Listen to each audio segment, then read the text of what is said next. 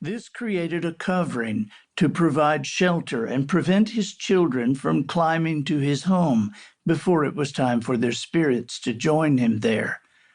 The trees threw shade upon the ground, and the earth underneath their covering was clean and cool.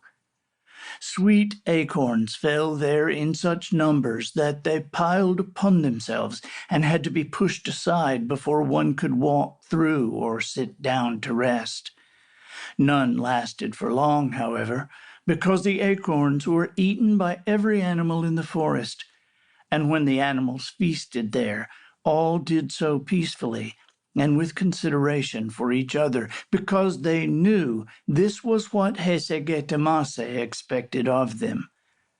The Master of Breath had made it known that all clans were welcome there at any time, but there was a specific law that was to be observed without exception. When under the coverings of Hesegetemase, all present were to be kind-hearted and patient. Each clan was to seek deep understanding of the others. All were to use words of joy and gratefulness and praise. When plans were made about how the clans would work together and how the people would prepare for winter, chiefs and members of fire councils came together under the center tree. Hesegetemase would also be there to watch and listen closely to everything that was done or said. Everyone felt the Master's presence, and so everyone carefully considered each word before speaking aloud. This was how things were done in the days when the earth was young and people were kind one to another. But there came a time when Svetne, the evil one Hesegetemase cast into the swamp and allowed to rule under its foul waters, began to cause trouble. Where harmony had once existed between brothers, Svetne created discord. Where families had only known trust, the evil one stirred suspicion. And though generosity had been their way, Svetne introduced the clans to jealousy. One day, during this season of discontent, a loud burst of sound was heard across the land.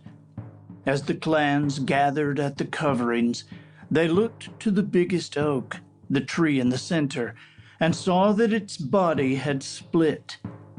The crack was only the size of a warrior's finger, but it was deep, and it slowly widened as everyone watched in alarm.